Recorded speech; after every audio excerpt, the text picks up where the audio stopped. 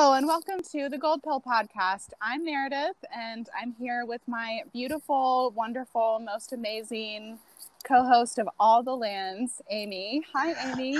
Hello, Meredith. How are you doing? I'm great. How are you doing, my dear? I'm good. I'm just sitting watching the river and really excited to talk to our guest today. I've been really looking forward to this.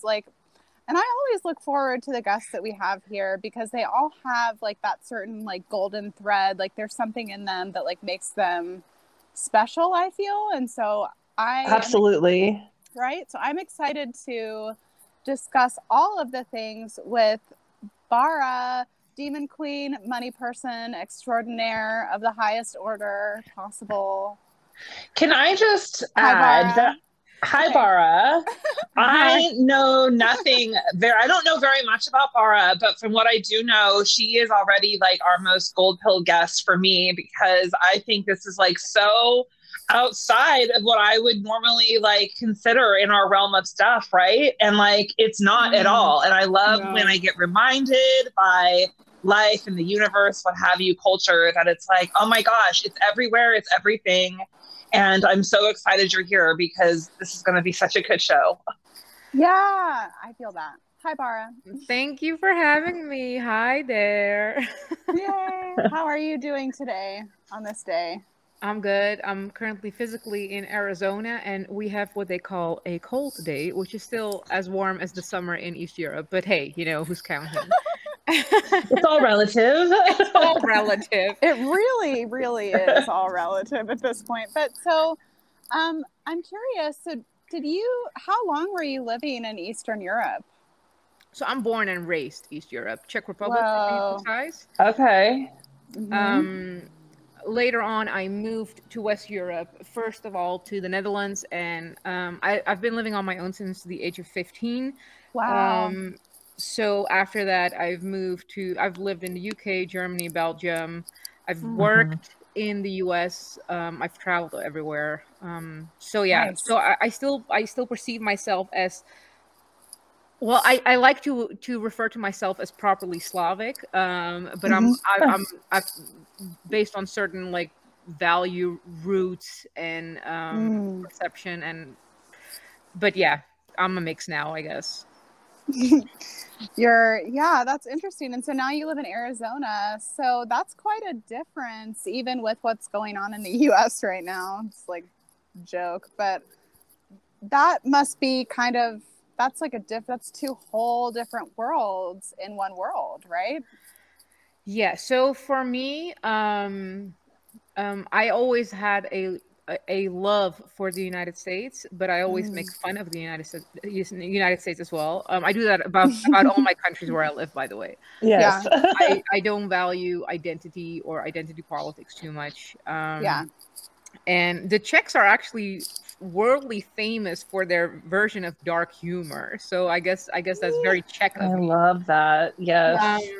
And the reason why I came here was because of the political circumstances in regards to how Europe was individually handling COVID. And I call it the curse of integrity because I've always said I want to be as free as possible within this realm that we live, right? Yes. So when the Netherlands kept closing and having curfews, and they're like, oh, 2 weeks more, and then in Czech Republic, because I had a place in Amsterdam and in Czech Republic, so I would go in between. And at one point, we had to have forms to walk outside. I'm like, yeah, this is not going to be it for me. That's papers, please, right? Yeah. So after I think 6 months after the prime ministers again kept saying 2 more weeks, I'm like, I've heard you say this, and I started paying attention to the people who kept telling us to be afraid. We're not afraid at all. So I'm like, that's not gonna fly for me. And historically seeing that if something would happen, like the elites of any form, they would hide first, right? They would have privilege. Absolutely. So as all these like politicians worldwide are telling us to mask, to stay in home, and meanwhile every country has several politicians living their best life, vacation, maskless, you know, at weddings. I'm like, if y'all not afraid, I won't be afraid too. So I first moved, I packed all my shit unplanned, left everything behind, went to Mexico. Wow. So amazing. To strategically plan, okay, what's my next move? And then I decided I'm going to go to the freest place in the world, and I ended up in Arizona. I love it. Yes. Yeah, we're glad that you're here. I mean, it's an interesting thing, isn't it? Because, you know, I still see like all of these like there was a picture, it was very iconic. It's like burned into my mind now, of like some fucking Stacey Abrams, I don't know, like some politician, you know, a woman of color, which like respect, whatever, but like it was definitely Stacey Abrams. I know exactly what you're talking about. Right. That picture is like burned in my brain forever. Yes. She fucking posted this picture of her visiting a school, and all of the kids were wearing masks and she wasn't. And I was like, that's kind of like setting just if we look at like the occult, right, and we look at ritual, it's setting the table for like a master slave kind of very out in the open type of dynamic. You want to talk? I would imagine that's sorry. No, it's okay. That's what Bara, I think you were picking up on, because it's like very rules for thee but not for me, right? Well, that first and foremost. And what has always been a problem for me since growing up in a very young age, whether that was, you know, going to church, going to school, is that someone that I did not agree upon has decided to have authority over me. And I had a problem with at school, like the fact that you had to ask permission to go to the toilet. Like that's something that never sat well with me, and I've been a problem for that, because if you think again, I didn't assign you the rulership of my body, and that's the adult, the adult explanation of that. But it was always so weird to me. Like, what you mean I have to ask if I can drink water, if I have to go to the toilet? Are we collectively on crack here? Yeah. Yes. And there's a duality, right? Because I absolutely, I do think we need to respect authority. But not in a sense like just I have to respect you just because you're older. I have to respect you just because you were placed in a position. Because again, I didn't assign you my teacher. I didn't assign you my XYZ. So I'm not gonna play by those rules, because that would insinuate that I acknowledge that position you're in. Yes, exactly. Absolutely. You know, another dynamic where you see the masks is when there's somebody like in service, and then say the customer or at the party, and you always see the party guests who are unmasked and the people who are serving the food or preparing the food are masked. And it is always interesting to see how that's playing out still. And I feel like that's going to really, even here, going to ring for quite some time, because there's just some really unhinged, very sick people like that are depending on these masks to still save their lives. So I think people are kind of hanging on to them like as security blankets. My boyfriend always described it as like the feather in Dumbo, where it's like the feather is what makes them feel safe, but it, the masks, they make you feel safe, but they don't actually work. But it's like, for sure, the symbol. Oh my gosh. And psychology is a huge thing, and I absolutely want to acknowledge, to be very blunt, if I, me having my gun in my purse will bring a different layer of psychology safety to me than if I don't have it, right? Right. It can also turn into a crux, right? So I will at all time have to balance and calibrate that within myself. But what especially in regards to the current world situation has been most surprising to me is the infantilization of others, again, who did not, on behalf of others even. And it's so far from the natural our natural compass, because I made a post about this once. Like, if I see an angry dog, like, everything in my body knows, like, no one needs to like, my mom did not have to sit me down and be like, you know, Bara, if this dog acts like this, it means it's not nice. I'm like, Right. no, like Right. everything in me knows that. Like there's an instinctive, natural response to seeing an angry dog, right? And that's the same if I would see. You know, let's see if we go to the Black Plague, you know, and you see rotting bodies with like pus, like nobody needs to tell me that we have danger around me, and everything naturally in me would want me to like, you know, eliminate proximity to that. So the fact that people have to market my fear to me, that's like, well, are you on, again? Are we collectively on crack again? Like, how did we get here? Because well, welcome to the United States. We are mostly collectively on some sort of ADHD cocktail. So that is what's happening here. Truth. Yeah. It's interesting. And I think that you made a really good point that I'd like to bring back before we started recording, which was that it's the and then I just lost it. It was about victimization and how like that consciousness is rising in like what is known as the Freest Country, you know, or something along those lines. And I think that's fascinating. What do you think about all of these like ideologies, like collectivism and like sort of I don't know, some of the, like you said, you don't do identity politics, but that seems to be like the weird machine that is driving forward the collectivist sort of like, I do this for you, you do this for me, and kind of like nobody has really ownership over themselves or their property or like that. It just seems like there's very much like a driving toward that, which means that because my instincts are working, I want to drive away from that, you know? So yeah. Well, I first of all, I think it's important to pause at actually examining how the world looks today. You know, we have, especially in the last 2-3 years, we have overused terms such as governments, you know, collective, victim, like every term it doesn't mean anything anymore. Control, right? Like these terms, like they have been overused so many times that they completely lost their meaning.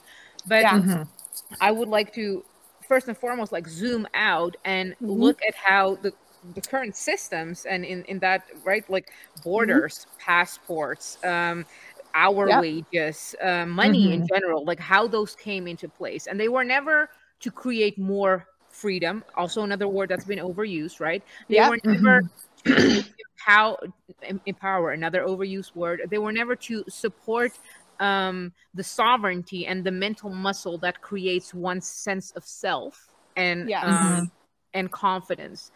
They're all limitations, right? So I would say like, none of us are free, obviously, because we all still have to operate with money. Like I cannot travel to another country without a passport. Now there are degrees of freedom, right? Like if one is financially more wealthy, then perhaps they have access to other different types of freedoms than someone who's constantly in survival mode, having to go from debt to debt.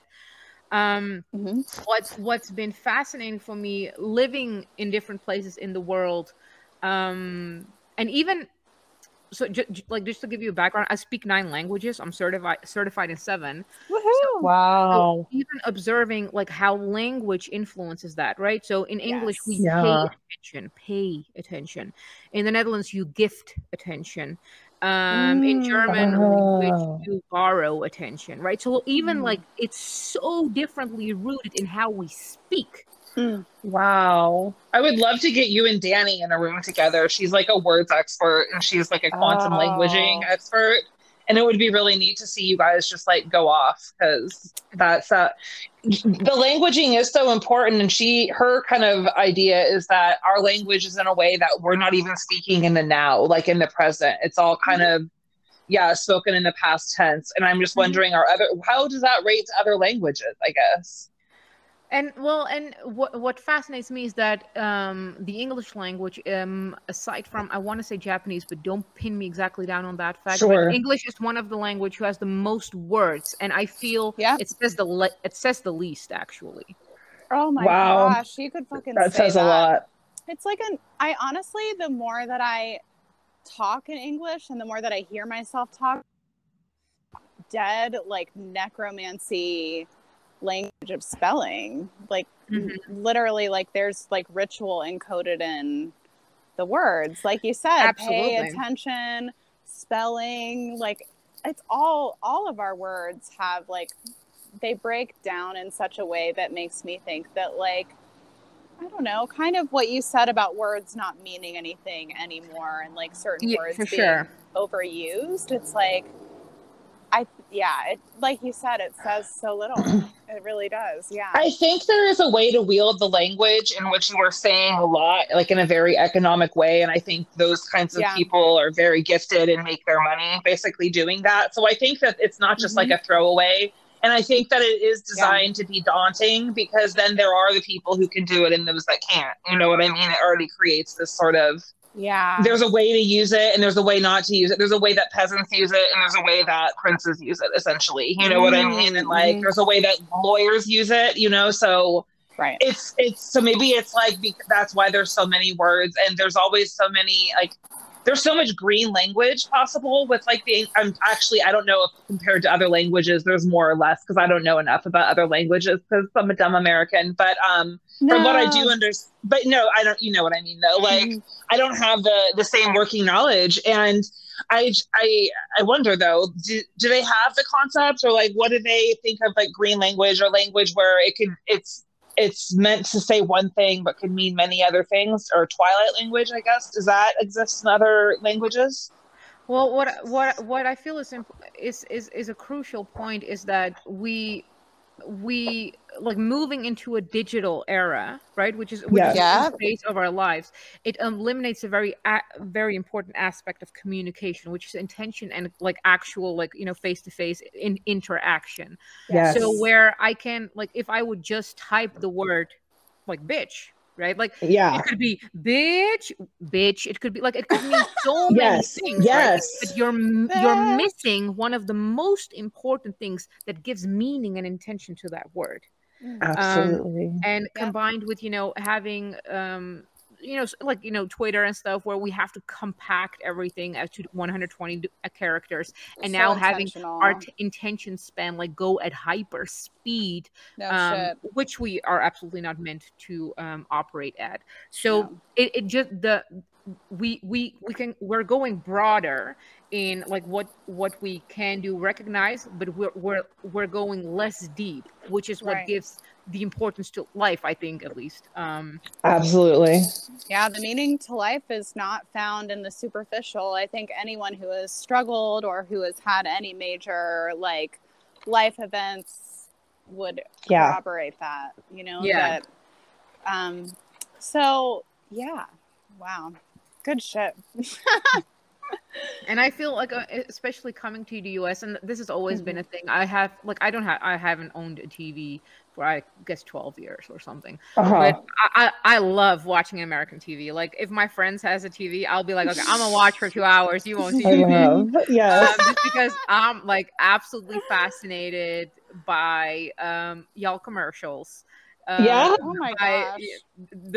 The variety, like, the shiny object syndrome, like look here, look here, look here, look here, and meanwhile they're saying these horrible things like death might appear and instant diarrhea, you might have side effects of dying, self-suicidal thoughts, and I'm like, you're making it sound like I'm supposed to be happy about that. It's such a distortion, right? Like, it, like, creates, like, such a, like, when I watch those commercials, specifically, like, the pharma commercials advertising a certain new medication or whatever for, like, depression or dysthymia or, like, whatever, you know, it's like those side effects do come up, and the way that they say it, it creates, like, a schism in me where I, like, a part of me is over here like, damn, those side effects sound horrible. And then the other side, that is the side, I guess, that they're appealing to, is like, oh, like, the more primal side, you know, and that means that, like, in that moment, at least for me, I'm super, super sensitive. Like, I could borrow some of that Capricorn energy and just fucking slay. Like, I really could. But, like, I'm like, no, you know, so I can feel, like, the schism that creates in me, and then I'm not integrated. Like, if I'm watching something like that, you know? Yeah. And I've always wondered why, because, like, again, we're touching on topics that have been so well overused that they will lack, like, it's hard for them to land. But let's be honest, our brain likes the dopamine of instant gratification. Everyone, like, regardless of how well embodied you are, regardless of from like where in the world you come, we like our satisfaction. Right? I'm like, oh, I'm feeling good. And yeah. I've been trying to figure out where it originated from, at least in the US, this one solution for everything kind of life, right? Like, just put your Apptronic just for 5 minutes on your belly and you will have abs before you know it. Or, well, like, you love American TV. Have you ever watched Mad Men? It really goes into like the 1950s culture and the creation of like creating an entire industry around like the American housewife, essentially, and yeah, facilitating that. And for that, it's everything is just, it's convenience and ease. And yeah, it's made to make a housewife's life easier for the first like 50, like 20 years of advertising. Yeah. But meanwhile, in especially in the 50s, the hard work and the hustle culture has been promoted as no other too, right? And there was, if we look at the housewife thing, it originates, like, efficiency originates from an actual great point. Like, there would be, the washing machine would be in the kitchen, so when the woman, empties her washing, she can do it in the sink. It doesn't have to walk through 2 rooms. Like, there's actual logistics that started it, that it ignited it, right? But we, as life pendulum probably goes, it just swung the other complete way, and like, so it bypassed, when upon reaching its efficiency, it bypassed the efficiency and then jumped into like another extreme, I guess. Totally. Yeah. We're definitely, like you said, I think that like your observations about the digital age are very astute. We spend most of our time like kind of on the Gold Pill podcast trying to kind of like wrestle with that and like reason with that and like, talk about it and get to, I mean, like we said, like the meat and the potatoes and the fucking like meaning does not come like at the surface, so we've been trying to kind of like come up with maybe some solutions for like how to interact in this space, that's kind of, I don't know, because it's like, it's one of those things that like I think in other generations, like if they heard or saw like the amount of like technological exponential curve of advancement, they would probably be like, what the fuck, so it is, I think, crucial if we are to like remain individual and remain conscious and like, hello, like snap, wide awake, it's like to have the conversations about it and to figure out how we feel about it. Okay, this is being pushed on us, I think that like, that's the whole point of this Rona-ish operation, to begin with, is to kind of like move us along in this direction, and so yeah, go on. Sorry, I just spoke for a while. No, you're good. Okay. You want to? Yeah, go ahead. Well, yeah, I just wanted to circle back really quick to the pharmaceuticals, because I know you asked about like, we see all these the advertisements and it's like, who are these people? We are the only country, as far as I know, that's legal in. And because of that, I think we have a much higher in the United States rate of placebo. I remember reading that somewhere. And so we have like a 30% versus other countries. It's a little bit lower. And I've always wondered, it's like, so we're really more susceptible to things working, but does that mean that we're also more susceptible to like seeing the things that go wrong and like taking that in as well? And I just, I think that, and also to kind of piggyback on the idea of like mass hypnosis and just sort of where we are and how we are kind of like this operation that we've all been under has kind of served as a way to hypnotize us and to keep us asleep into a more authoritarian regime, or a more openly authoritarian regime. Yeah, I just think there's a lot. United States is a very interesting place because it is free and it's more free, right? But that also means that people are freer to do like crazier, more terrible things legally, like, promote pharmaceuticals. I really believe that like if you were to go like at the very end, like the beginning of everything or in the middle of the center, it's like, it is pharmaceuticals behind United States and like why we are Yeah. Just where it all leads back to like pharmaceuticals and BlackRock, which are one, which I think that we all understand. But like the pharmaceutical piece is huge. It owns everything. Yeah. And like the Monsanto Bayer, like all of it's all kind of, like a big like entity, isn't it? Well, and I would like to point out the both sides of the coin as well as the nuance, right? Because big pharma also allows for people to heal that other countries don't have access to, for one. Okay. And Monsanto, like I'm very aware of their like policies and how they treat farmers, but also I am also aware that we live in a density where if we would have to grow our own food, we wouldn't survive, right? So they played into very important key aspects of possibilities in our life that are necessary. Yes. It's the classic like Faustian bargain sort of, like you take this and then this comes with it. Sure. And I've been for a long portion of my life, I've been always very upset about them out there and I've realized that a crucial aspect of probably strengthening myself, but also, who I associate with, is less out there, them, and more strengthening me. So I don't have to rely on them.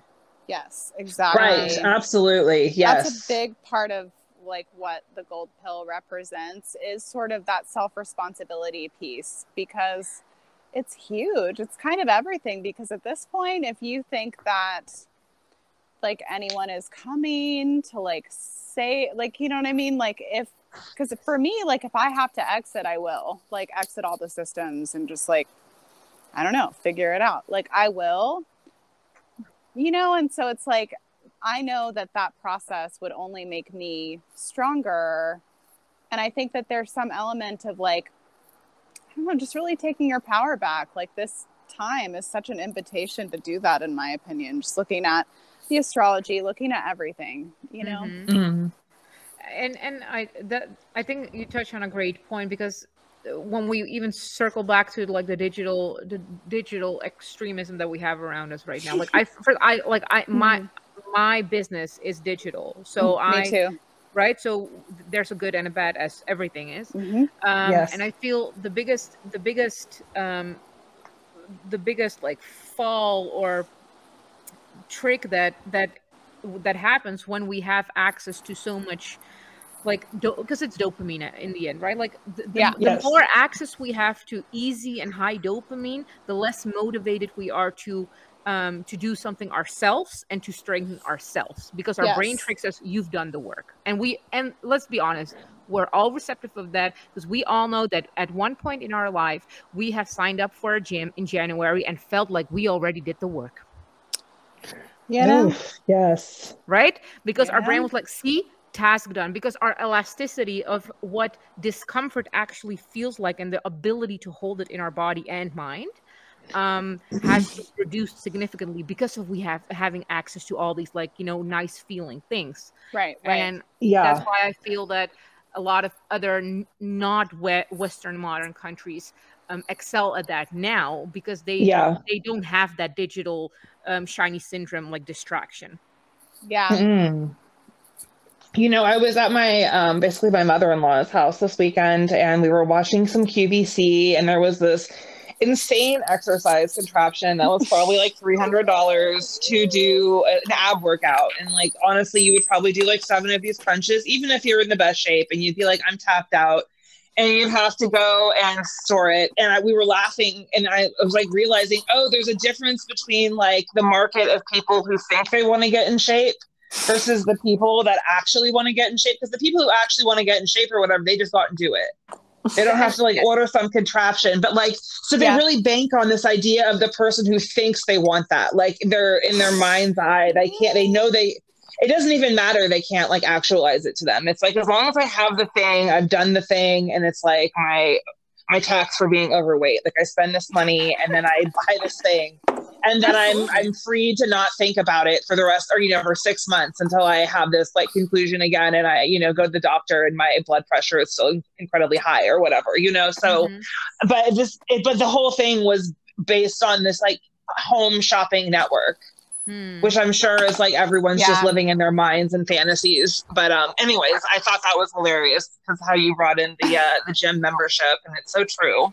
So true. It's that dopamine chase. I'm so glad that particular strand of programming somehow evaded me. I'm like, I've gained 3 pounds. Time to go lose it. You know, it's like Time to go buy something to go lose it. Anyway, sorry. No, but I can totally like imagine if you're not doing any somatic or embodied work, or like if you're constantly escaping yourself and your body, like you're also gonna you're gonna constantly chase all those mental things, right? Because we now have a shiny syndrome of like, this is what success looks like, whether that's richness, a body one, and everyone's like, yes, I want that too, but we or there is enough emphasized, but the majority is not following the people who say, okay, I got here, I am here, you know, I have several mil, this is how I got here. Because the 5-minute Aptronic thing has promised us or kind of tricked us into believing there is a secret to everything. There's a fast path to anything, right? So when people ask me like, hey, how am I gonna make money? And I have different courses. I'm like, hey, it's gonna take this time, this is what we're gonna do. Okay, but what's the real secret? Right, so they're constant. So people will spend the same amount of time, if not triple the amount of time, in looking for the secret instead of applying very common knowledge that you can find of very real teachers, and actually losing time in losing money and money. And it's I've noticed it with my own students as well, where we have analysis paralysis, right? We have these information overload, and in the end, we can, if we're going to climb the Mount Everest, we can endlessly talk about how we're going to do it. We can get the most epic fucking gear, and it would probably behove us. But if we're not going to take step by step, 2 years later, we're still going to look at the bottom of the Mount Everest and be like, whoa, we still haven't climbed anything. Meanwhile, those who do with less, probably even, right? People who are less fortunate, who have access to less luxury, they're just, taking the steps in the Mount Everest on their flip-flops, and they're all midway, and you're still like, but hey, wait, what? Right. Yep. Yeah, this is a good conversation for me. I've been in a space of like not maybe being motivated, and it's like, I don't know. I think that there's a lot of like the hustle culture, as you were talking about before, that just simply doesn't agree with my sensibilities. Absolutely. But here's where I'm at. This is why I'm frustrated with myself, because I will like do that halfway thing between working and playing and resting like all day, and then I won't have gotten much done as I would if I would have just sat in the space and fucking did the shit that I needed to do, and then I can just take off on my bike. Like, it's literally like, you know what I mean? But it's just like the ways that we get in our own way. I feel like in business, in life, all of that stuff, like this is a huge time, I feel like, of kind of righting those wrongs and like kind of really like wrapping some of these old tired loops up, like if you have the capacity or the will or the mind to do so, like I think that for a lot of us, that's what this time has been about, is kind of like realizing all the ways that we fucking fuck ourselves, and then like unfucking that all of it, Absolutely. And it's probably like undoing the pendulum, right? Where the hustle culture is do regardless of how you feel. And then the counter movement is kind of like this feminine, energetic, look, you'll have to feel like it. And there must be a balance in between those, because mood follows behavior, right? Like we all know, like there's no amount of thinking I can think myself into my body feeling hydrated. I'll actually have to get up and grab a glass of water and actually have to, right? Like there's no amount of thinking that I can do in that. Now, only drinking might not be the solution too, but we all know how if you, for example, go for a walk, even if you feel shit like it, something happens apparently in our brains where afterwards you're like, okay, I kind of feel better. I don't want to admit it to myself, but I kind of feel this was really nice actually, right? Because we're nice in our story, and then I was cranky and nothing helps, and I'm waiting for my inspiration and motivation, and I don't know, and someone again, something or someone saved me. But mood follows behavior, and it becomes this very problematic, almost like trickster thing, because we are hoping that the mind that has created our problems is going to bring us the solution. Yes. Oh my God, I love it. Oh my gosh. And Amy, you know how appropriate all of that is for me to hear for multiple reasons. Like, yeah, me too. Oh my gosh. I mean, well, just considering that, like, I believe, and this is just my own perception, I have a beautiful mind, but my spirit also talks to me like directly and says, like, you need to do this, you need to do this, you don't need to do this, you know? And it's like, if I were to just literally like shut the fuck up, like mentally at times, you know, use my mind for like what my mind is good for, which is living 3 years in the future and like figuring shit out ahead of time that we, you know, it's like, whatever. Yeah. Like just doing whatever that savant thing is, you know, but then actually like applying like some of the steps that my spirit has directed me to, and not even really asking questions because I know what that voice is as it speaks to me. Like I recognize it, I register it, but oh my gosh, like my mind is like, grrr, and it's like, no, like mood follows behavior, or like maybe even for me, mental state follows behavior. Like because I'm not really, I don't think I'm like the most emotional person that's ever existed, but no, mental state. Absolutely. Like that would be the overall, absolutely. And that makes total sense. And so thank you for bringing that up, because that was like very personally like helpful. Well, if we can talk too about this, I feel like in our community, there's kind of a block on money sometimes. Yes. And I feel like even though a lot of us are like, yes, sister, go get that bag, like that is very much not the culture that like we grew up in and like feel comfortable resonating in. Although I do feel a lot more comfortable lately in this place of like, energy exchange, equal energy exchange is incredibly important. Like that's what the stuff is made of. But I was wondering if you could maybe have a few words for our audience and our friends on how do we reconcile like this spiritual sort of nature of not being material and not being material oriented, but also realizing that like we are people that can have a joyful and fulfilled and abundant life. And I just wanted to hear what you had to say. Sure.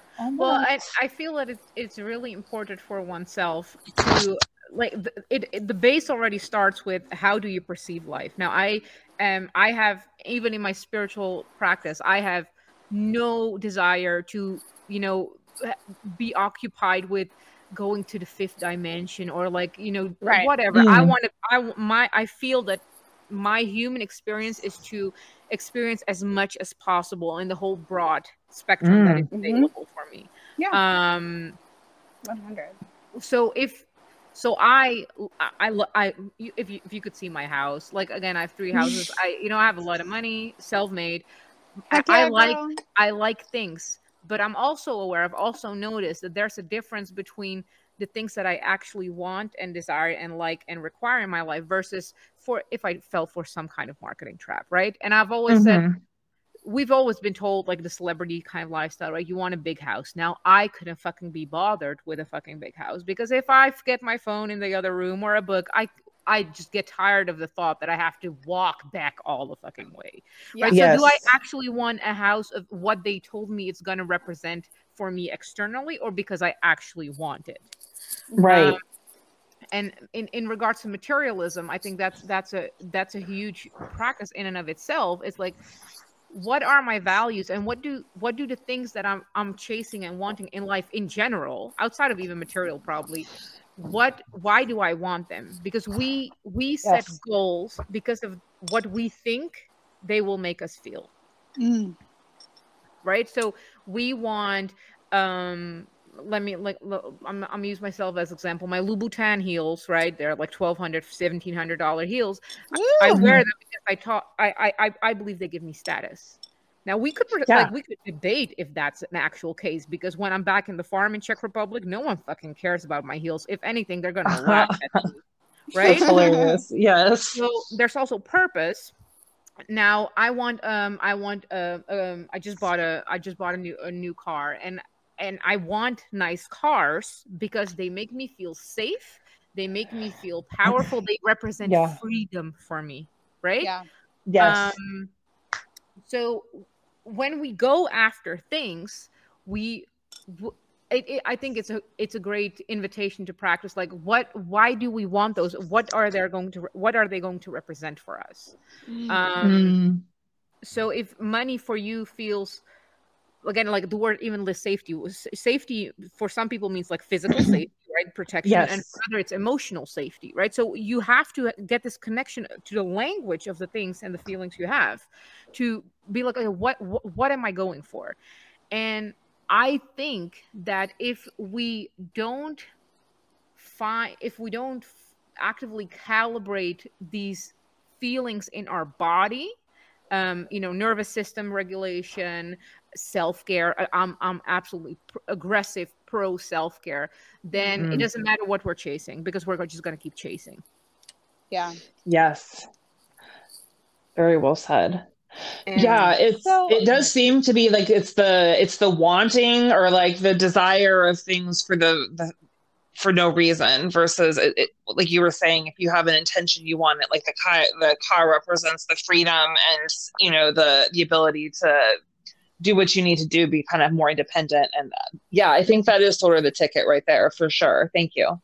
Yeah, it kind of reminds me of like all of the things that are on. I mean, I haven't made like an actual list, but like what you just gave me the idea to do, because there are things that I want, like things like I want a hydroponics growing system on my porch, and I want a solar generator, and I want silver, and these are things that like I just want. And if I were to, because I'm a very like verbal mental person, so for me to like break that down on like a sheet of paper or something, right, and say like I want this because of this, so then I can, because I do have like the nervous system regulation tools and the self-care tools and all of that stuff, I can go ahead and like feel all of that now. Because absolutely, yes, there we go.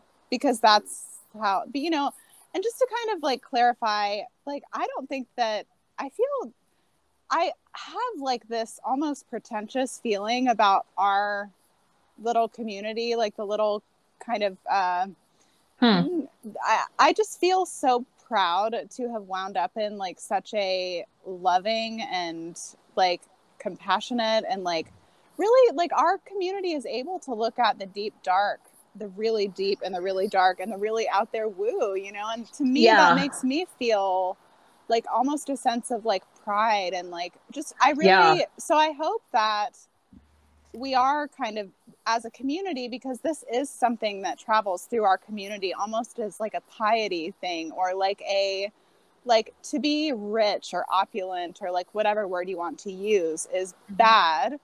It's like you said to me, Amy, one day, you were like, somebody somewhere benefits a lot from us feeling that way. Yeah. Right? So, yeah, absolutely. Absolutely. So then it's like, okay, like maybe like we should game the game a little bit, and it's like these things are like all very new for me. Like I'm just coming out of the paradigm of like all money and tech are evil, right? Evil. You can feel it. It's cursed, so of course, like what is my existence like, having just pulled my fucking like head out of that, like, and it took me having an almost near-death experience to pull myself out of that. I mean, literally, like, because it's that deeply ingrained, probably. Yeah. Right?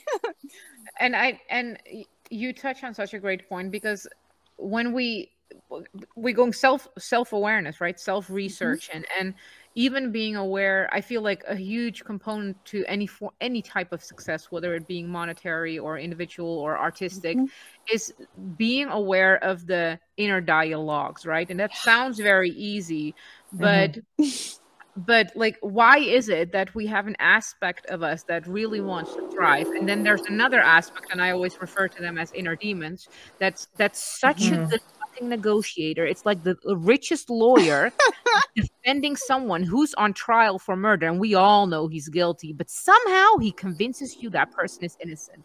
So why Yes. do we, Yeah.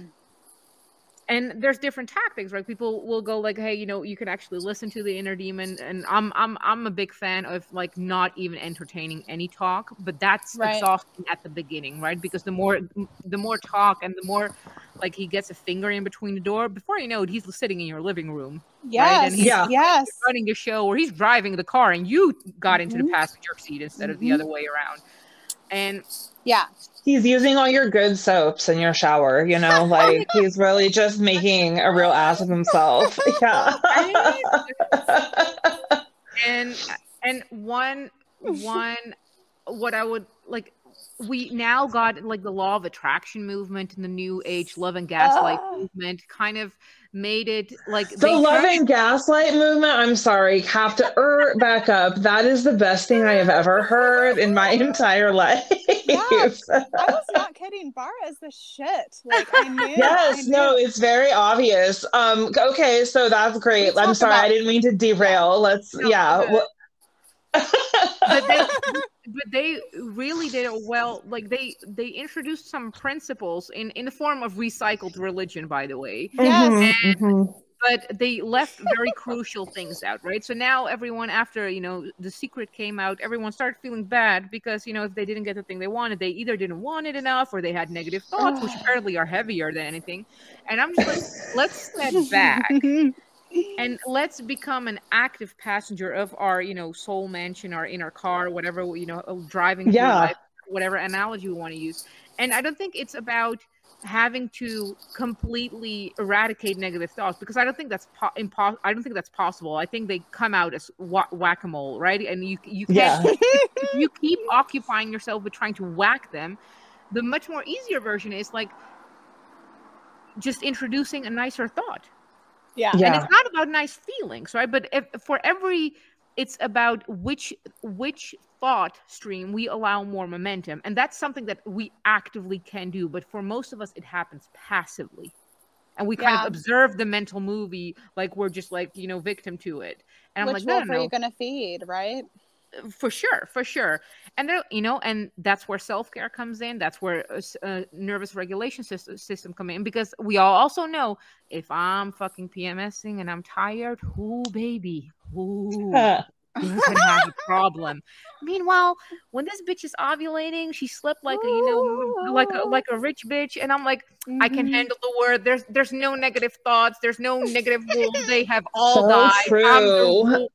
Right? So I will have to do on the mundane aspect, on the practical aspect, as much as possible for my vessel to be as clear and undiluted as possible, so spirit or whatever we're working with or like inspiration can come through. So it doesn't have to like box its way through all the muck we have in it, because it's totally as yeah, 100%. Absolutely. Couldn't have said it better. Did you hear that? Yeah, that was an intense sound. It was definitely validating everything that Bara just said, I think. That was her inner spirit, like, screaming in excellence. Agreeing. But, yeah, we talk a lot about, like, things like this, like the law of attraction and why, like, I don't know. I mean, okay, like, when I listen to Abraham Hicks, right, I'm thinking to myself, as someone who like perceives actual demons, you know, just openly, like I am like, I'm listening to some very co-opted, very weird, like fucked up type, like mishmashed information. And so I kind of like, I had to take a step back from a lot of the new age stuff. It's kind of like where I'm funneled into as an astrologer. And like, I started when I was 24. And I'm 30 now, so I've had some time to kind of sit with all of the material, you know, that is there. And it seems like, you know, everything is a frequency, like even the stuff we don't like, you know, are frequencies. And that, you know, with like, for me, like one way that I take care of myself, and when I'm not doing this, I really feel it, is I actually like tune and like spruce up my own energy field. Like I can see it. And so I'll like close the gaps and like I'll run it through with like usually gold, rose gold, yellow gold, whatever, you know, and then something seems to happen for me where I'm more present, I'm more focused, I'm more like, I guess, I mean, I hate even saying it, but like aligned with what I want, right? With the kind of energy that like I'm here to create in this world, you know, and like the type of energy that I would like to see like kind of reflected back to me through the mirror system, right? Like, so that's kind of, I think about that. And, you know, and when I do those things, when I set my energy first, kind of abiding by, you know, these hermetic principles that have been in the works for longer than any of us have been alive, right? Like as above, so below. If your fucking like energy is a mess and you haven't taken any time to sort of like clean it out, or like, you know, just, or doesn't even take any money. Like I know that a lot of people spend a lot of money on self-care, but like for me, if I do energy work on myself every day, my life suddenly starts to take on a different form, because I'm actually like replacing, like, it's like where the inner demon or the shadow self, or like whatever you want to call it, the unresolved aspects of us, it's like when he's able to like come sit in the room with me, right? That would mean that I would have had to have been avoiding myself or ignoring myself and what I need for about a week and a half, right? To where I'm not in the driver's seat anymore, like you said. And then suddenly, well, I spent some time in recovery, and like what I learned from that experience, like there were a couple of like really key takeaways, which is like my spirit didn't move, but I did usually, right? Like, Right. you know, like if I'm if I'm really out of alignment, where I'm like, ugh, and I'm like ignoring all of the directives that I get, ignoring like how my body is speaking to me and what my body needs, and like the spirit to body kind of pairing, then yeah, it's like, then I might as well just fucking invite him in, feed him, give him all this attention, my inner demon. And then suddenly it's like next week and I haven't gotten shit done. My life is a mess, you know? And it's like, it's about, I think, momentum too. You brought up momentum. And I think there's like a literal physics of frequency component that comes into play with that, right? Like, absolutely. Oh yeah. Yeah. I've made a video a few weeks ago where I push a car from standing still, right? And just to elaborate on momentum, like the first few steps of the car are so heavy. Yeah. But when it gets a tiny momentum in the video, you'll see me, I'll just push it with one finger, because it's just going at that point. So it's one of these things where, again, when you just have to take, if just another step. All you just need to do is just another step. You don't have to figure out life. You don't have to even figure out direction. And it's like navigating yourself to another. It's through another city, right? Like you don't need to know, if you put in your GPS system, and Abraham Hicks uses a beautiful example in regards to that. You don't need to wait. Like, hey, I need to know the exact. No, you'll just let the GPS system tell you, okay, in 300 meters, you go to the left. And, you know, in 5.3 miles, take a right on blah, blah, blah avenue or whatever. And you'll get there. But worrying about like 17 turns ahead will not get you there. Right. It'll get you more lost. If anything, it'll get you lost. Yeah, because you're not paying attention where you're driving right now. Yeah. Yeah. So, oh, sorry, Amy. I don't know. No, I would love to hear what you have to say, Meredith. Oh, girl, I'm wondering if we can talk a little bit about what it's like to be a financial dom. Is that okay? Like, I can edit this out, or like we can talk about it. Cool. What is that like? And like, how did you get started with that? I'm very curious. So I always introduce myself as I am a professional international dominatrix specialized in extreme psychological fetishes. And what that practically looks like is that, for one, men pay me to blackmail them. And, and I financially dominate others. And what that what that realistically looks like versus what, you know, the shiny Sure. syndrome Twitter headspace makes it look like, is that in a world where currency, and in this case money, can be a form of power, just like 500 years ago a strong body would be a form of power, right? Yes. That way it can be part of a energetic power exchange. Okay. So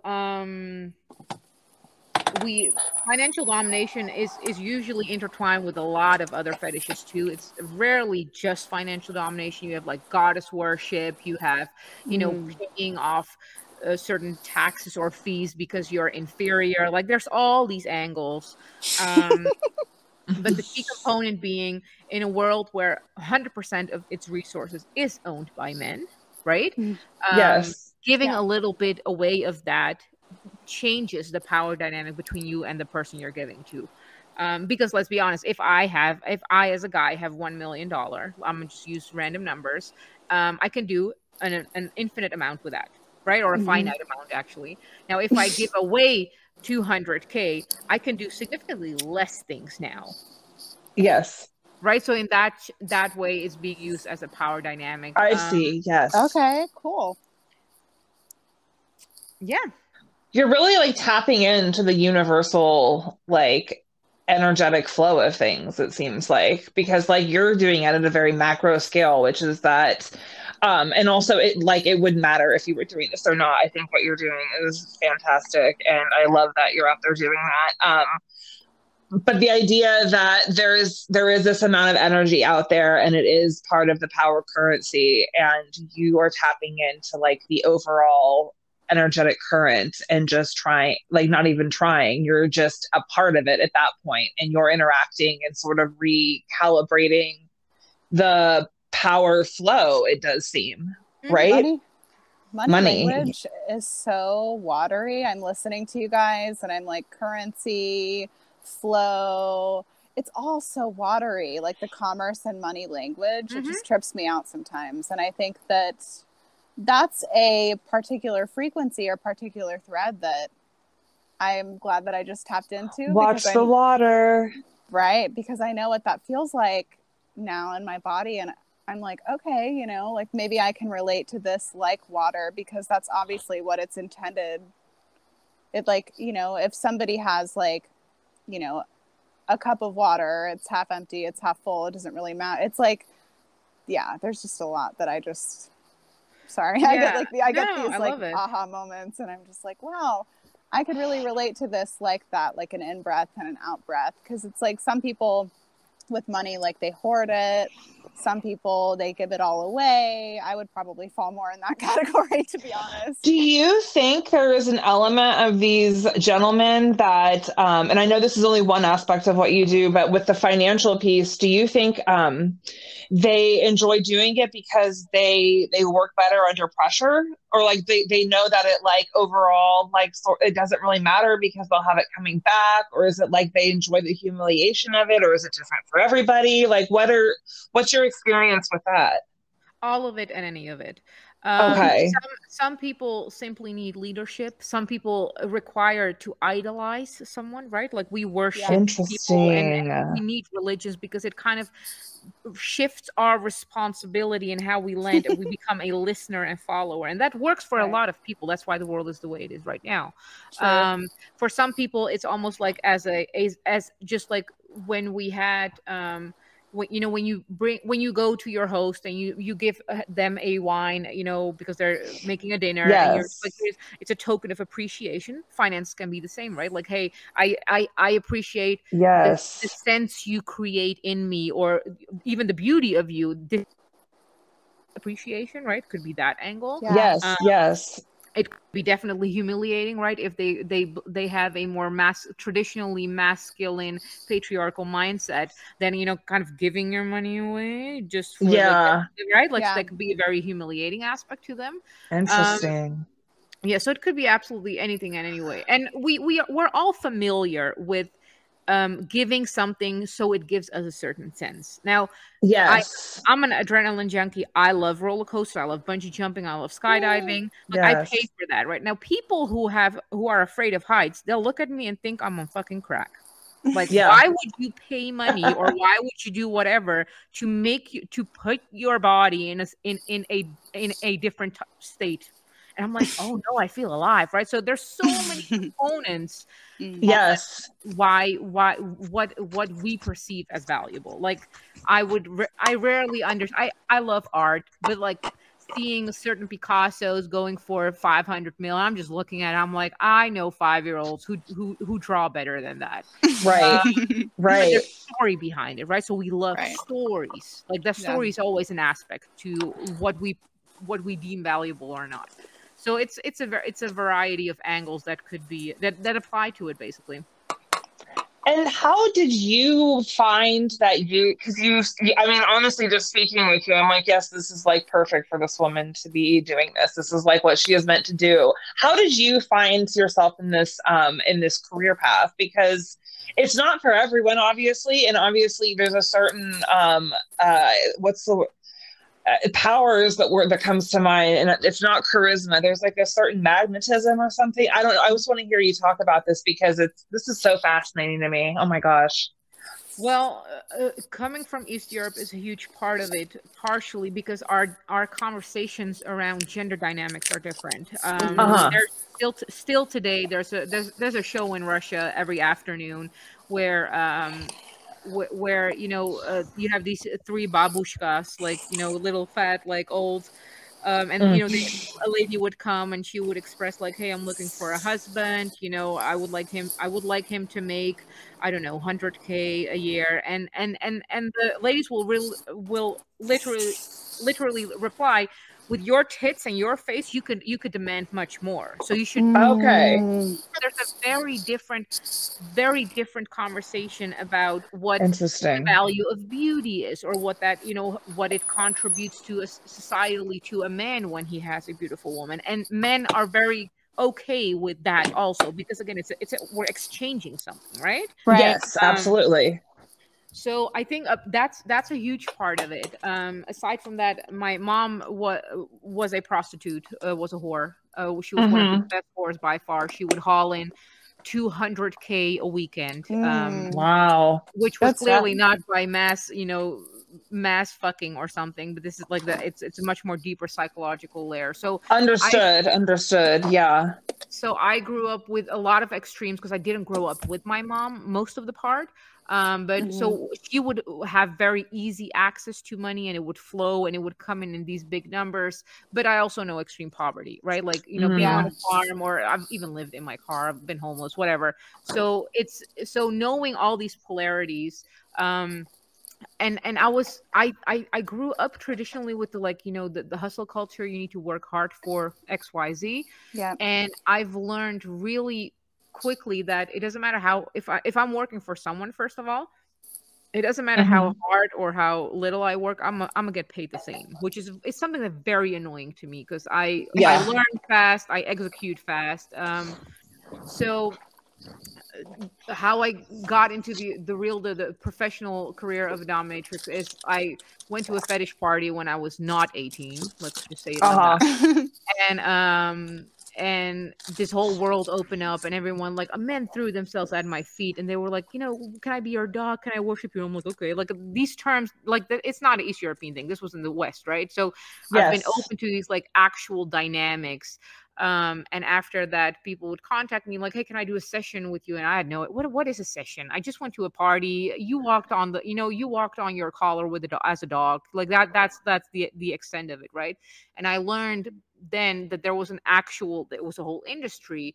And ironically, if we do a little hindsight, I remember, like, my caretaker would get called into school because I would have these little deals with boys that if I get to kick them in the nuts, they get to do my homework. And somehow that really worked. So Love So that. there is a Smart girl.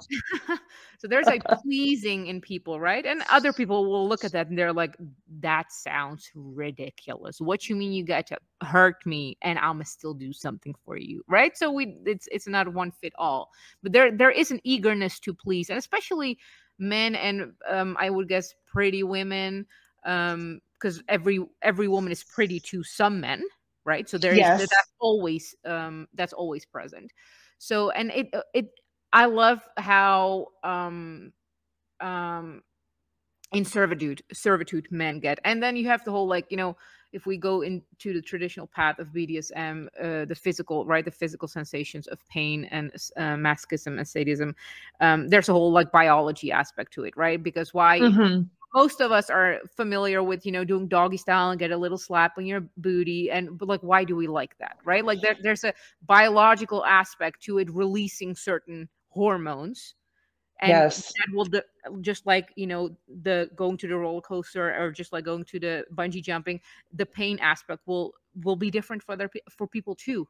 And after pain comes pleasure, and sometimes we even go hand in hand, especially if we incorporate like psychology and mental aspects. So Well, I've been considering this so much lately too, that too much pleasure is pain, sort of like, I don't know. This is an interesting scale and concept I've been, thinking a lot about, just because they are so intertwined. Did not mean to derail you though. I'm so sorry. No, you're good. You're good. And like how and you'll see it all around us, right? Like if we constantly hunt after pleasure, our ability to take any shape of non-pleasure at this point becomes excruciating. So just coming back for a little while to like the normal life success, I think actively seeking discomfort in a safe container prepares us for life's actual discomfort, so we are not completely regulated. So that's how that's many years ago, and that's what I still do. And from it, I'm always very vocal about what I do. I'm public about it. Everyone knows what I do. So that's how I got here, actually. That's very cool. Did you learn about like the biological and social and like human nature stuff like as you went along, or was that something that you were sort of like taught in the beginning, or when did that, or is it just like maybe a parallel interest? It's a parallel interest, but also cause I've been traditionally trained, meaning like with an actual like in person, yes, fellow mentor dominatrix.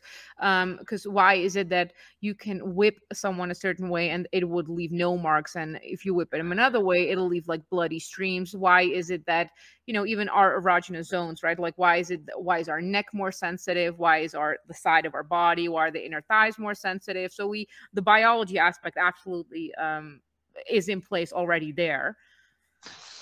That's fascinating.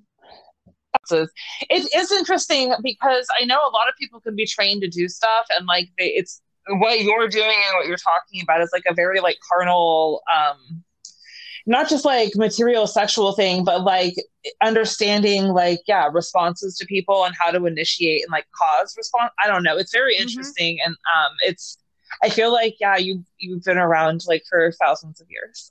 I don't know if you feel that around people, but like I'm like, oh wow, there's like a gravitas or something to the knowledge. And again, like I have as little as I know, I just have such a respect for people who have like an understanding of human nature in such a way, because it's not everyone gets it, and it's awesome. Well, and in that regard, I do believe we're all born with our certain skills, right? And we don't understand the formula to these skills. Like you could give me a painting. Like my mom was a great singer, my mom was a great painter, and I draw like a retarded 3-year-old. Like I'm not gonna lie. Right. So let's not pretend that we know the formula or why things are distributed a certain way. However, I do think, getting familiar and taking the effort to really explore your own natural nature, so what comes natural, what you gravitate to. It's like certain bodies are made for like, running.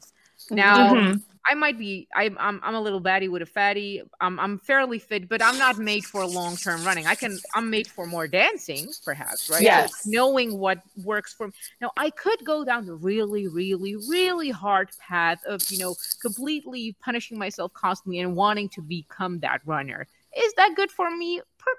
Like, we could debate that, right? But we live in a free nation to that extent, where we get to actually, we have the luxury and we have the blessing of trying to explore what works for us and what not. Yeah. Yes. Beautiful. Yes.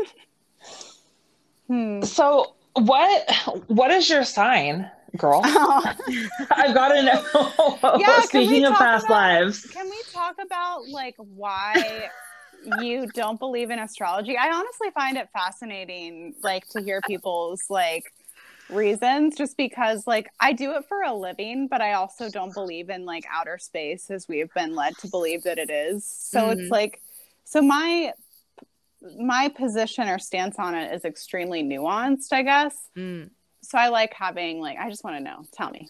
So I'm a triple cap. And the only thing I know is that my Venus is in Aquarius, or Aquarius and Venus. I don't even know which way. Yes. And nice. I always use the Capricorn because it's apparently it suits my character and my 100%. I have no idea, right? So I like to like joke with it about that. Like, of course I'm a goat now, and I actually climb up mountains, right? So I'm gonna be like, hey, there's a Capricorn in me. But why I don't believe in it? Like, I'm very aware of, John Dee's, Elizabeth I, and their relation to astrology, and how certain events, right, happen during planets being a certain way. However, as astrology took a more mainstream route, it became a system of limitation, right? So it's now, and that goes for mental illness too, by the way. I am absolute. I'm licensed psychologist, by the way, which people don't like hearing me because now I can talk about it.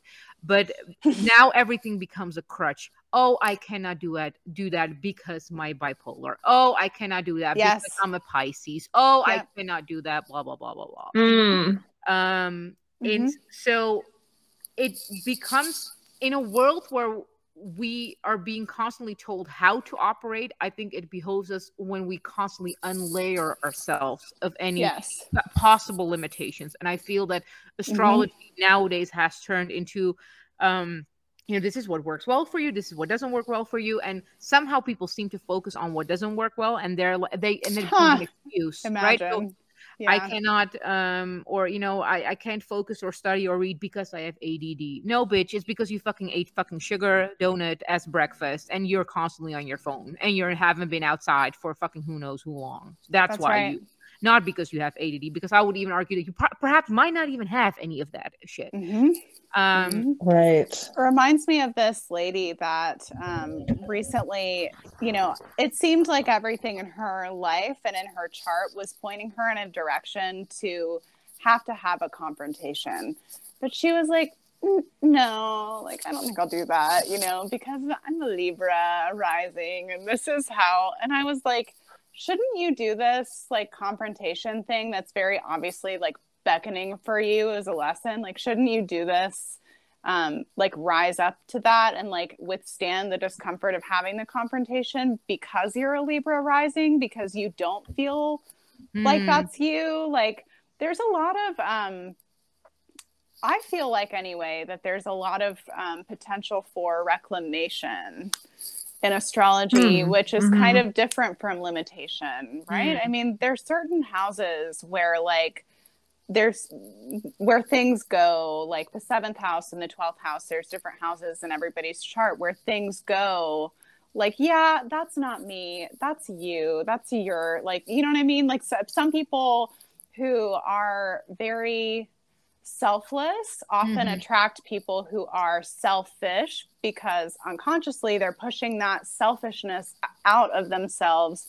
They're like, no, I do things for others, I'm selfless, but then they're kind of like othering that other tendency, right? And so the people that end up being magnetized to that are the selfish ones, because unconsciously they can say like, yes, like I can be selfish because this person, something in my body, something in my energy knows that this person, not even maliciously, is selfless. And then that's, I think there's a lot of dynamics like that I think could be avoided, like the narcissist empath dynamic or whatever I mean, it's like people, the spiritual community really does keep people looping, I think, and the talk therapy and the psychology industry too just really serve to keep people like right where they are, like on the hamster wheel of death. I mean, just my opinion, like, and astrology can be roped up in that for sure, or it can set people free. Sure. But it really depends on how you wield the sword, I guess, right? On too many factors, but it's so now it reels into the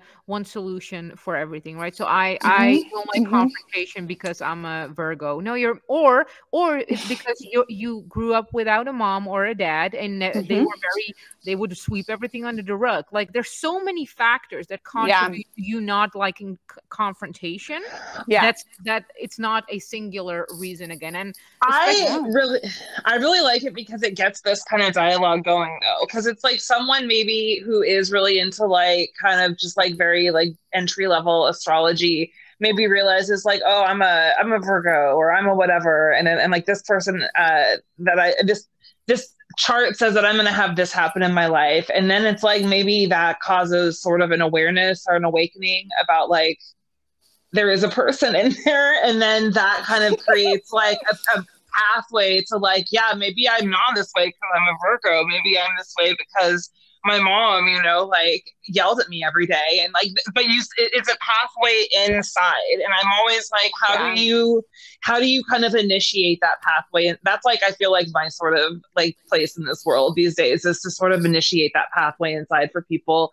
And that's why I like it, because I think there's many roads to El Dorado. And I also think it's funny that you're a triple Capricorn, because I don't know a lot about astrology, but even I know that fits. And so there are sometimes just things that it's like, we don't have to, there's just like, they're there and they can make sense to us, or we can use them as like helpful or not. But and we're all going to see it differently because our experiences are so different. But sometimes there is just like a resonance of truth to some of it, even if it's total, like the broken clock being correct twice a day, like there's some insight there to be gleaned, I think, at all times. It's just, it's sort of, then there's also the side that's like telling you your horoscopes every day in the paper, which is, gives it sort of an interesting, dynamic, but.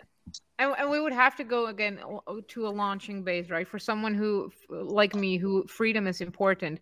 The idea that an external source or an external power somehow influences my life and what I have to go through is absolutely nauseating for me.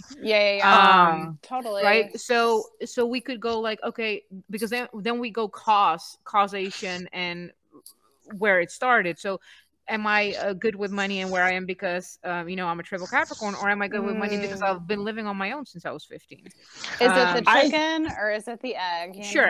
And I'm very open that we don't know the answer, regardless of how much evidence we can find, because we always can find evidence to support our standpoint. But again, like it's perhaps even a bit more, it sounds a bit scary to me to be like, okay, this external, like these things are going to happen to your path because of where you were born and what time you were born, basically. Yeah. And like, I really don't feel that people should be, I mean, there's like multiple ways to operate within the work as like somebody who works as a coach, helping people like you do, as someone who, hello? Okay. As someone who's like, a coach, or as someone who's, who does astrology or whatever, like there's multiple ways to go about that. And I've undone so many shitty readings where people were told that they were going to die in a house fire and that like they're doomed to have this one type of relationship over and over again. And and it's kind of, it goes back to like the old, like, you have a curse on you. You should pay me to remove it, even though like you didn't have that curse on you. And if anything, I just put that curse on you so that I could remove it. It's like, it gets very, and I think that kind of like, I always come back to that, like, we're in, as much as like, I mean, you can kind of look around and see that like we're not in like any type of golden age by any stretch of the imagination. Like we're kind of like we've been in a dark age for a while, you know? So of course, like some of these truths about astrology or whatever is like buried under the Vatican, or like, you know, all of these secrets, these occulted mysteries and whatever. I mean, as the masses, I'm sure that there's a lot of distortion sort of like layered over onto a lot of this information from gate, you know? So that for me, like I use astrology, like Amy was saying, as a pathway inside, because it's all, that's where everything really is. Like it's kind of like that as within, so without type of thing. It really, like, you can use something to further fragment yourself and like disintegrate and like pick yourself apart, and then come up with all of these justifications and limitations for why you can't live your life. Or you can use something to pull yourself together and integrate, and like kind of, you know, every astrology chart has like an X at the center, at least on the software that I use. And it's kind of like X marks the spot. Like you want to pull in as much of these different archetypes that are operating independently. Wouldn't it be great if you pulled them all in and started like acting as all of them all of the time, kind of like as an integrated, healed, whole entire person? And it's like, it's a process. Like obviously this is like not like an overnight like poof and you're better kind of thing, because nothing really is. And the archetype of Capricorn really teaches us that, I feel like, you know, just this like, that you have to take those steps every day, like up the mountain, even if you're wearing flip-flops, like that example you gave earlier, even if if you are wearing red bottom heels. Yes. You know, and I think there's huge value. Like I will absolutely under no circumstance disregard the value of a, let's call it placebo, by lack of better wording, right? Like if we to any extent do require, or like at least an external affirmation or confirmation. Now, if people get that in a form, like if that becomes helpful for them in a form of astrology, fuck yeah, get it. But yeah. I'm just like you made just an interesting observation to see how my mind jumped. Like you made the mention like dark age, and my mind goes, compared to when, compared to where, by the way, like what you mean dark age, right? Like, well, but so, then we can like, are we talking impersonally? Are we talking individually? Like, and that will be because of like people go through phases. Yeah, totally. I guess so. I have a lot of memories from like the before time, like memories from like other civilizations, other times, other spaces. So that's kind of my reference point. Not that, like just right, like it's kind of weird. So I know that like this tech that we're using is dirty because we've had like such cleaner, like we could literally like fly like at a certain point in human evolution. Like that's just what I have memory of. And it's kind of interesting because it's just my own like source that I'm drawing upon. It's not really, but it's just an awareness that I've had for a long time that like because there's this idea, right, that we're in like the pinnacle of human evolution, and like you know, this like that Elon Musk putting satellites into space is like, that's really it, you know what I mean? Like that's really it. And I can't help but like, you know, pass all of that through some of the experiences that I've had, and just you're be like little babies just learning how to fly. Just like imagining like the cleanest technology, like crystal technology, and like other forms of like healing. And so I just, you know, I definitely, so I guess maybe that even me saying like it's a dark age, kind of going back to the word magic stuff that we were talking about before, possibly, you know, just if we could go kind of meta or like metaphysical, it's like possibly reinforcing that even more, you know. And that's not what I want to do necessarily, but it is like, I don't know, to like, how do you balance that? Like, how do you not gaslight yourself while also like holding space and like your body and your field for like a better today, you know? Well, what I really like what you said, like because this is the base you launch from, right? Because you have this this portal, by lack of a better wording, to these other civilizations, timelines, right? So that's what you are talking about. So this is why I'm always like, the word thing, when we discuss things like dark age, are we talking technology, are we talking diseases, are we talking lifelong, are we talking quality of life, right? So that's why we get to the Capricorn in me, as I've been told, gets diluted in this. I like it though.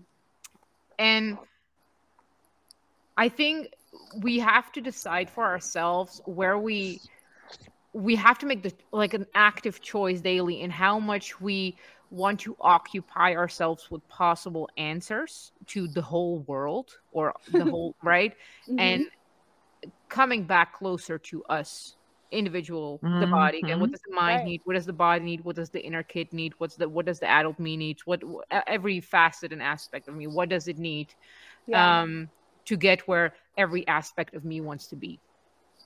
Well, you are the universe, and the universe is you. So in a sense, like, I think we all have our own little, little or vast universe. I mean, they just fucking, science keeps catching up to us, like, sure.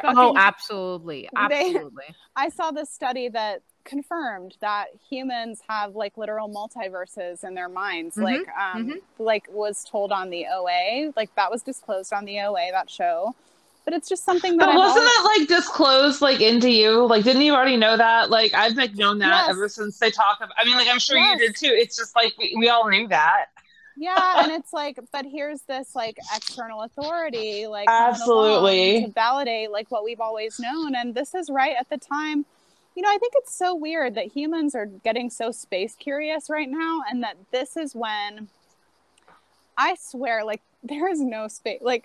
That's why they're gonna have to simulate fucking space, because it's not like it's so weird, that whole culture of like space exploration. Like, I just don't think that that's gonna work how people think that I don't think it works.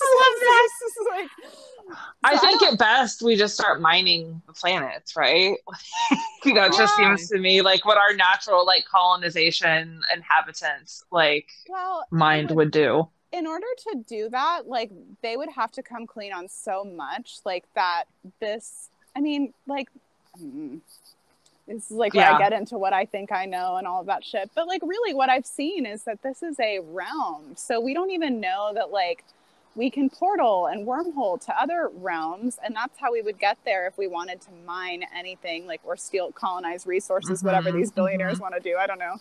But like, so I guess it's tricky for me. Like, I think that when everybody's talking about space race, space force, I think they're talking about cyberspace, because there's not really, like, I don't think, like, if I were to want to use a craft to fly to Mars, like, I know there's a lot of reverse engineered technology, but it's just like, it's just space travel doesn't work like that. I just have this knowing. So it's like, it's just weird that like now there's like, they're doing like the whole neural link thing, like putting like a brain chip in somebody's mind, like, when they've let out the secret that everybody knew, which is that we have a multiverse in our minds, that we could do this for ourselves. We could literally, we have whole, sometimes I swear, like, when I'm having dreams, I'm like in my own little realm, like the purple place is where I go, to like solve my problems and shit, so it's like,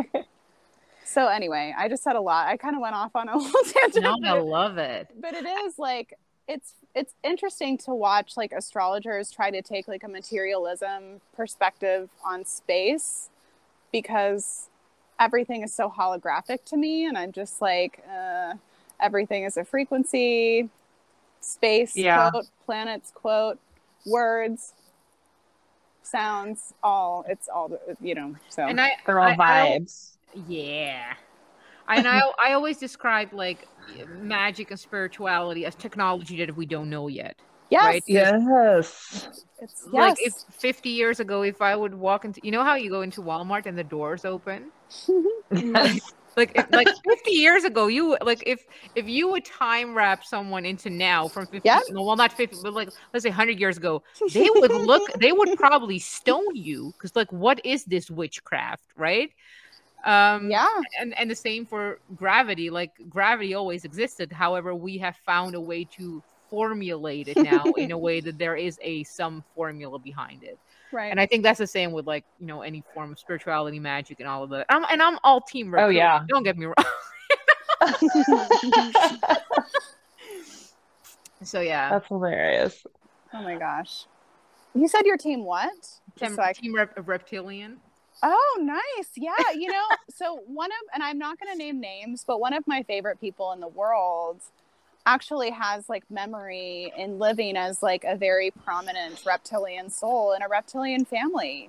And his life here has reflected that. And so for me, like, I don't know, like, I think that really like, I mean, this is like a kind of a tricky question, but it's like, are any of us really like human souls? Like, I know I'm not a human soul. I know who I am, and I'm not like necessarily like, you know, and it's like, what is it to be human? Like, I know right now it's to, you know, strap on into the third density and to have this experience in this body and to do as much as you can and to taste the life that, you know, whatever. And then, you know, and then to die. But I think that there was a time where like it was significantly more, like it meant more than that to be human. I mean, honestly, like these bodies, not to get real like deep in the woo and morbid, but like these bodies are like prime real estate right now. I don't know if you've noticed that. Like, oh yeah, in your mind. Everything is trying to get in this body, in this mind. Why? You know, there's obviously something very like special about it for that very to precious. Want to occur, like on a genetic level. I think that there's like, well, the body, the only path to sense this and experience this is a body, right?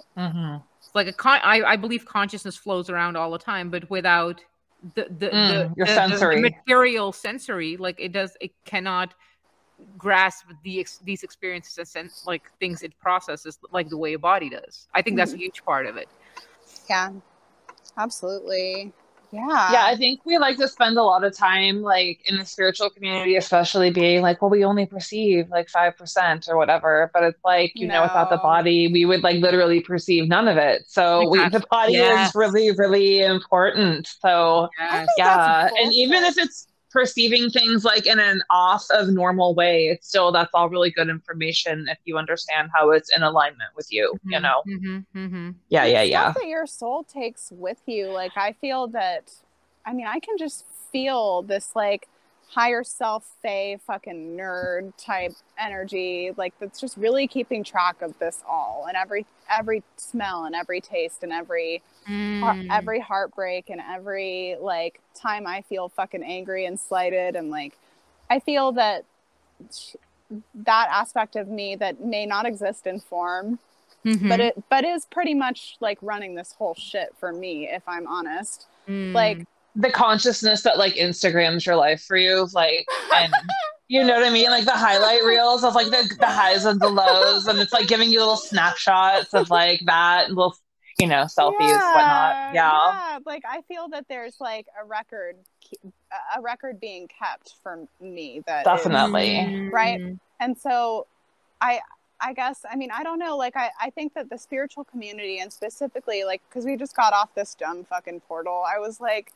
I'm sorry, like, I don't know how either of you feel about it, but, like, I made my thoughts pretty well known on my very private Instagram page. I was like, this feels a little, like, a lot of energy is being generated, and a lot of, like, you know, there's a lot of, like, hum and a buzz about it. Like, everybody's like, happy 222 ascension portal, and I'm just looking around and I'm like, do you guys see an ascension happening? The reptilian in me is like, oh, who can we feed off? This is good. And I'm sure that the reptilian impulse in some of our world leaders, if not their quantum fucking computers, were like, totally. That's exactly what I said on my private Instagram. I was like, somebody's catching a feed. Like, you know what I mean? Love it. Love it. Absolutely. You can do it too, girl. You can do it too. Oh my gosh, that's funny. But I was I think I was like on a track and then I just got off of it. But like the ascension type, like go out there. There's this knowledge that these higher beings have, and they're gonna like, it's just, I find a lot of that and a lot of the language. Like, I don't know if you guys have ever read like any Lisa Renee, but I read her work and it's very ascensionish. It's called energetic synthesis. And maybe there's some good gems in there, whatever. I'm not one to throw the baby out with the bathwater, but it is this like energy of like, it just confuses and contorts and like makes me, it's all very, I have very little trust for this, like go up and out there and like the guardian hosts, you know what I'm saying? I'm just like, what? All right, y'all can do that if you want, but I'm gonna be like trying to dig down so deep inside of myself that like, you know, like that makes me like in a world that I perceive to be inverted, and maybe that's my perception, I don't know, but like I want to flip everything, you know, to make personal meaning for me. So when I see everybody going up and out there, while I know that our bodies are prime real estate for whatever this energy is that's here, like I know that I want to like pull my soul and my whole spirit and like my whole, like I want to really occupy this space, you know, like it's the rebel in me, you know. I'm sure that you don't relate at all with the Venus and Aquarius thing. It's like, you know, the go rebel ahead. gene is alive. Now, what I love really much about that is that so many practices or messages are about escaping this body, and I think it's like I said, it's the most important one to stay in this body, including all the, you know, perhaps like we're gonna go off a tangent now, but the energetic leeches, parasites, you know, different alien races, whatever we believe in. So I do think that like it's so important to be in that body. Yeah, your body is like your home, you know, and I think the thing is for me, so much of my like 20s was built around trying to escape my feelings because I didn't understand like how sensitive I was to just like other people and how I soak in energetically people's garbage all the time. And I had to really like build up blocks around that. But before I did that, I did a lot of drugs. And so, and having to get off of that, like, and having to climb out of that, I just feel like I feel like having to go through something really hard and then kind of washing up on the surface and then having to sort of like reconstruct it yourself is key. And I can't help but think we have a thread between all three of us, which is kind of like not even anti-authority, but just pro, like, well, I don't need to be told what to do, or I don't need to like siphon out my energy and release that kind of stuff to other people. I just think that in some way we all got very lucky in having that skepticism of authority, because I feel like what you're talking about, there's lots of different people who are ready to like see you, ready to guide you into an outward experience where it's about blaming other people. It's about going outside. It's about waiting for something to come save you. It's about whatever it is. And it's the truth is the journey of like having to pull yourself up from like the basement of reality into whatever it is that we found ourselves and beyond. That's where you gain like the skill, you know, of like fortitude and grace and all those things that you carry with you kind of from there on out. So yes, absolutely. Yes, girls. Yes, ladies. Yes, I have so enjoyed this conversation. It's been very like meaty and like good meaning making. So Bara, where can people find you if they want to work with you? So most of this, first of all, I have a podcast too, and y'all need to come on my podcast now. Like, I can't wait. Let us come crash your podcast, please. Yes. My podcast is called Fearless Wealth. I'm on all platforms. And I mean all platforms. Oh my God. Can I invite that frequency into my life? Please do. Fearless Wealth. Yes. If you Google in anywhere, meet me at the bank, you'll get everything related to me. I love it. I think the more wealth we have in any aspect in life, the more we can create and decide what we value and what we find important. Yes. And amplify that, right? Yes. So Bara Queen Bee at Instagram again, or just hashtag meet me at the bank everywhere. You'll find me. Oh my gosh. Love it. A revelation. Thank you so much for coming on the show. We will be on your show whenever you want us. And I have honestly been like putting this out there. Like I think I was even to you the other day, Meredith. Like, how do I've been trying to find someone like you. Like that I need to be empowered around money because I have this sheepish way about it, and I know that it's learned, and I know that I can shake it, you know, because I know it's learned. I know that underneath it all, underneath all the programming, there's like someone who understands and values energetic exchange, like I was saying, and like really understands like that the better that an individual is doing, the better that people around them are doing. Like it really does trickle down like that. So I understand, like on the whole meta scale, like it does actually behoove everyone to do the best they can.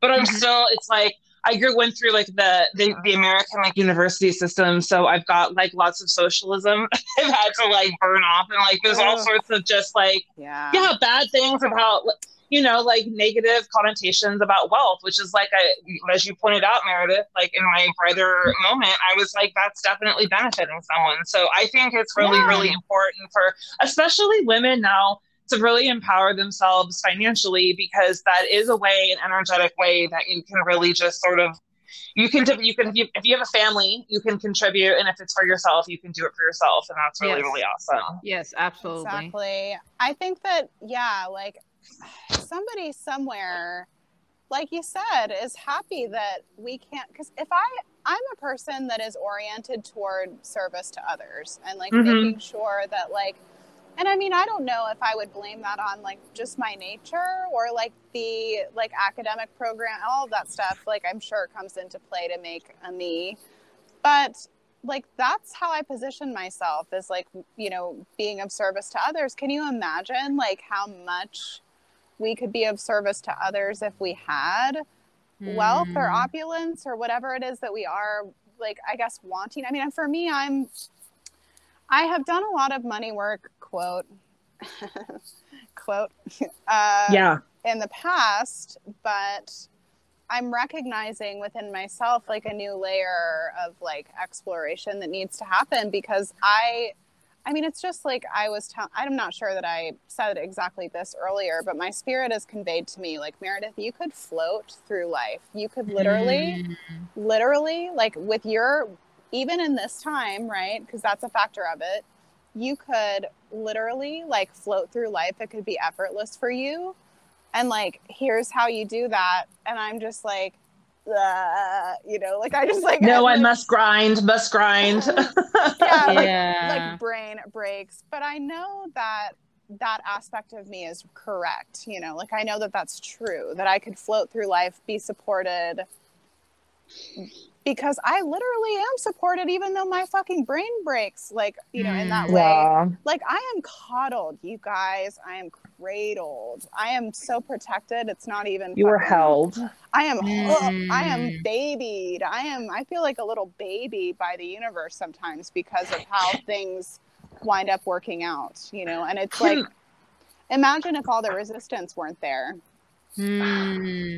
Yeah. Can you please invoice us, Bara, if you need to, but can we talk about the difference between the word money and wealth? Because you said you did money work, and I can't help but think like there's got to be something to it where we are focused on like money and not wealth, and then what that wealth means to us. So perhaps like the money isn't the thing to bring in. It would be like what the wealth would symbolize to us, like the power or the freedom or the what have you. Would that be along the lines of a good start? Yeah, so I think there are two different things and they have an overlap, right?